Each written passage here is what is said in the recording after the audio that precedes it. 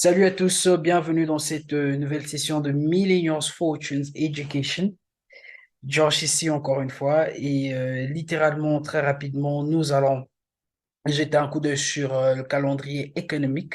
Ok, nous allons voir bien sûr ce que le calendrier économique est en train de nous montrer et bien évidemment juste après transitionner sur notre MetaTrader et voir quels sont les setups que nous avons ou quelles sont ces paires que nous allons garder pour notre liste de la semaine. Alors, si c'est votre toute première fois de nous rejoindre, n'hésitez pas de cliquer dans le coin bas droit de votre écran sur la petite cloche, la cloche de notification pour tout le temps être notifié à chaque fois que nous avons une nouvelle vidéo mise en ligne. Alors, comme je l'ai dit, aujourd'hui lundi, chaque lundi, nous faisons bien sûr une projection du calendrier économique et voir bien sûr qu'est-ce qui se passe sur ce calendrier-là. Alors, on va y aller sans plus tarder. Aujourd'hui lundi, nous avons déjà eu bien sûr quelques annonces, ok. Je dirais bien sûr la majorité des annonces. Donc vous allez remarquer en fait qu'il n'y a pas eu grand-chose dans la journée d'aujourd'hui lundi, ok. Donc ça a été une journée plutôt technique, ok, pas grand-chose. Et demain mardi, voyons voir ce que nous avons. À 16 heures juste, nous avons le existing home sales, ok. Et c'est pratiquement tout. Là, ça sera à 16 heures juste, donc sur le dollar américain. OK? Et littéralement, c'est tout pour le mardi. OK? Donc, ça sera également une journée très technique. Le mercredi, à minuit 45, 0h45, nous avons le retail sales, OK, sur le dollar néo-zélandais. OK?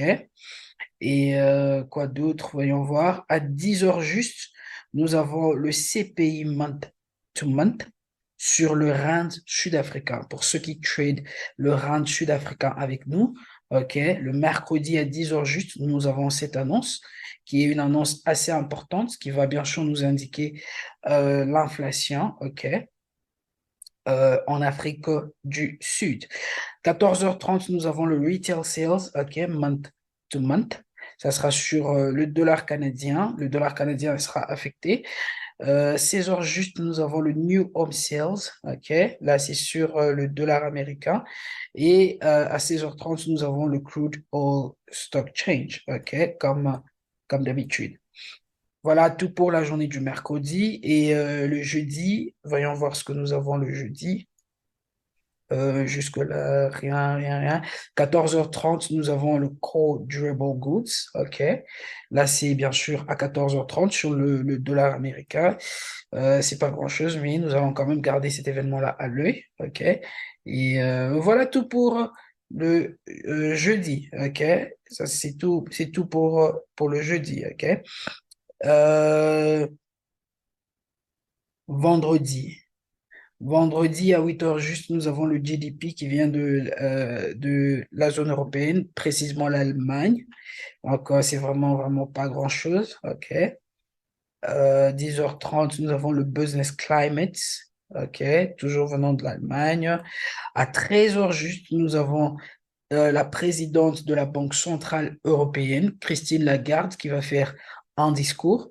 Donc, ça sera très important. Nous allons garder cet événement à l'œil. OK.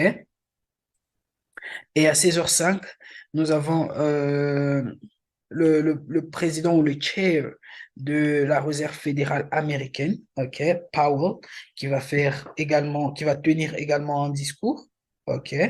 Et là, c'est à 16h05 dans la journée du vendredi, OK. Donc, ça sera également un événement très important, OK. Et voilà tout pour cette semaine. C'est une semaine plutôt calme en termes des fondamentaux, en termes des news, ok? Donc, ça sera vraiment une semaine plutôt calme et une semaine plutôt technique. Ceci étant dit, nous allons transitionner bien sûr sur notre MetaTrader et voir ce qui est en train de se passer. Alors, nous allons jeter un coup d'œil sur GBP CHF, CAD GPY, NZD GPY et pour finir Euro Odd. OK? Voilà les quatre paires d'aujourd'hui. On va commencer avec GBP CHF. Alors, on a discuté de GBP CHF, ça fait maintenant, je pense, une semaine, OK? Que nous ne faisons que discuter de GBP CHF. Alors, on a eu bien sûr ce mouvement baissier là, OK? Là, je suis sur le H4, OK? Je vais reprendre, je suis sur le H4, OK? Ou carrément faisant ceci, allons sur le daily d'abord, et puis on va revenir sur le H4. Alors, sur le daily du GBP CHF, qu'est-ce que nous voyons? On a eu ce mouvement impulsif haussier et ensuite, le prix a commencé à nous développer, OK, ce mouvement-là. OK? Donc, vous allez remarquer en fait que jusque-là, nous sommes encore en train de trade dans cette correction. La correction de quoi? De ce mouvement haussier que nous avons eu. OK? Vous voyez ce mouvement haussier que nous avons eu? Nous sommes encore en train de trade dans cette correction-là. OK? Là, je suis sur le daily. Alors, regardez sur le daily. À chaque fois que le prix revient vers le bas, OK, pour tester bien sûr ce trend line, vous allez voir que le prix nous donne toujours un nouveau bas. On a eu ce bas-là. OK? Le prix est allé à la hausse, il a fait ce qu'il devait faire, mais quand il est revenu, il nous a donné un nouveau bas là. OK? Et là, le prix est encore en train de faire ses blabla. OK? Donc, il y a des fortes chances que le prix nous donne encore un autre, un autre bas. OK? Donc, il se peut que nous ayons un autre mouvement baissier qui va aller nous donner un nouveau bas plus bas que ce point-ci. OK? On est d'accord sur ce point. Là, je suis sur le daily. Et quand je vais sur mon H4, qu'est-ce que je suis en train de voir sur mon H4? On a eu bien sûr ce mouvement baissier et vous allez voir en fait que nous avons cette correction-là qui s'est développée, cette grande correction qui s'est développée. Et qu'est-ce qu'on a dit la dernière fois? Que dans cette correction, on voulait voir le prix nous donner un haut plus haut que le précédent. Où est le précédent? Il est là. Voilà notre haut précédent. OK? Donc, on voulait voir le prix briser ce haut-là. Et c'est exactement ce qui s'est passé. OK? Donc, notre correction, elle est presque complète. Alors, qu'est-ce que nous attendons voir? OK? Il se peut que le prix repousse encore un tout petit peu à la hausse pour nous donner un bon haut, OK? Un haut visible, OK? Et ensuite, repartir à la baisse, OK? Parce que même quand je vais sur le H1 pour voir exactement ce qui est en train de se passer là autour de cette zone de résistance, ben vous allez voir que nous avons eu, bien sûr, ce mouvement-là et nous avons une certaine zone ici. Vous voyez? Nous avons quasiment une certaine zone de support à ce niveau-là. Donc, le prix est revenu tester, il est reparti. Il a testé une seconde fois, il est parti. Une troisième fois, il est reparti. OK? Donc, c'est quand même une zone assez forte. OK? Alors, du coup, il se peut que le prix reteste encore une fois et qu'il reparte un peu plus haut. OK? C'est une probabilité. De comme le prix peut briser cette zone que nous avons eue là, ou que nous avons là. OK? Là. OK?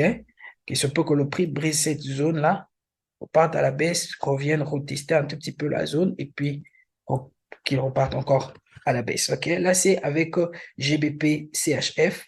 OK? Donc, nous allons observer comment est-ce que GBP CHF est en train de se développer. Mais du point de vue du H4, nous avons presque un, un trade, presque une correction complète. OK? On va juste patienter dans la matinée pour voir si le prix va vraiment aller nous donner un nouveau haut. OK? Là, c'est avec GBP CHF. Ensuite, nous avons CAD GPY. OK? Alors, avec CAD GPY, je vais sur mon daily. Qu'est-ce qui est en train de se passer sur mon daily? Très simple. On a eu la réjection de cette zone de résistance. OK? Vous allez voir, le prix a rejeté là. Le prix est allé à la baisse. Et ensuite, le prix est en train de nous donner ça. OK? Le prix est quasiment en train de nous développer une correction à ce niveau-là. Et vous allez remarquer quand je vais sur le H4, OK? Quand je vais sur le H4, dans cette grande correction-là, OK, vous voyez cette grande correction, nous sommes en train d'avoir ce canal qui est en train de se développer, ce canal ascendant-là. Alors, qu'est-ce que ce canal nous indique? Bien que nous avons une résistance là, vous allez voir qu'on a quand même une résistance assez forte. Le prix est allé là. Il a testé ce niveau, cette zone-là. Le prix est parti à la baisse. il est revenu retester, il a repoussé un peu, il a retesté une autre fois de plus, il a repoussé et là, il est encore en train de tester cette zone, OK? Et repartir probablement à la baisse, n'est-ce pas? Alors, ce canal ascendant, qu'est-ce qu'il est en train de nous dire? Qu'il se peut que le prix, OK, aille encore une fois à la hausse, qu'il a brisé cette zone de résistance, OK, avant de nous donner ce mouvement baissier que nous sommes en train de rechercher, OK? Alors, on sera un tout petit peu cautious à ce niveau-là. Nous allons vraiment, vraiment observer ce qui va se passer. Parce que si le prix nous donne un nouveau haut, OK, plus haut que celui-là, ça va nous donner une opportunité de vente, OK? Là, c'est avec K2 GPY, OK? Donc, on va vraiment garder K2 GPY à l'œil pour voir, bien sûr, comment est-ce il va se comporter. On veut le voir revenir là, nous donner un nouveau haut pour nous donner une bonne opportunité de vente. Donc, sur 4GPY, nous sommes en train de rechercher quoi? Nous recherchons une vente. Rien n'a changé. NZD GPY, OK, on a discuté de NZD GPY et très simple, on a eu notre mouvement impulsif haussier. Je suis sur le H4, OK, et nous avons eu bien sûr notre correction complète. OK, on a eu notre correction complète. C'est quoi notre correction complète? On voulait voir le prix nous briser cette zone, OK, la zone de support, aller à la baisse. OK, vous voyez cette zone de support? On voulait voir le prix briser cette zone-là, donner un nouveau bas. OK, c'est ça qui s'est passé. Nous donner un nouveau bas. Et là, maintenant, nous sommes en train d'anticiper quoi? D'anticiper un achat.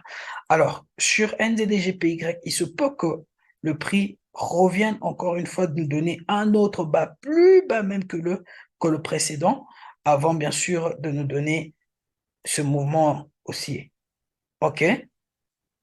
Là, c'est NZD-GPY. OK? On ne sera pas pressé. C'est vrai que le prix nous a donné déjà un nouveau bas. Et là, il est maintenant en train de repartir à la hausse. Si le prix revient encore comme ça, là, nous donner un nouveau bas, plus bas que le précédent, ben, c'est une très, très bonne opportunité d'achat. OK? Là, c'est avec NZD-GPY. Et pour finir, Euro-OD. OK?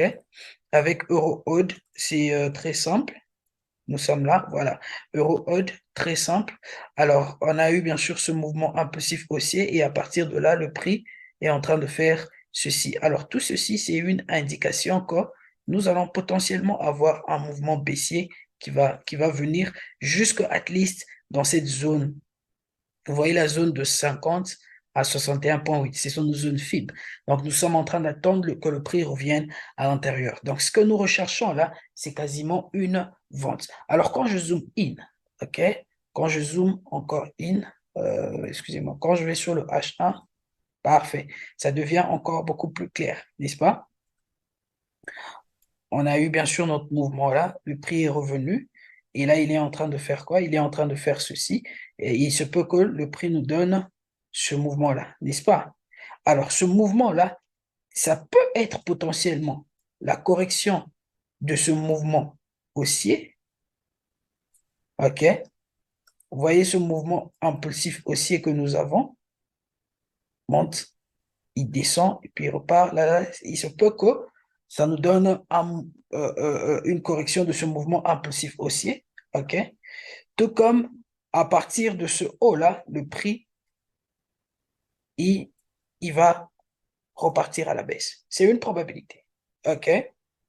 Mais vous allez remarquer qu'il y a une certaine confluence. C'est quoi la confluence? La confluence que nous avons ici, c'est quoi? C'est que nous sommes en train d'attendre d'avoir une vague baissière.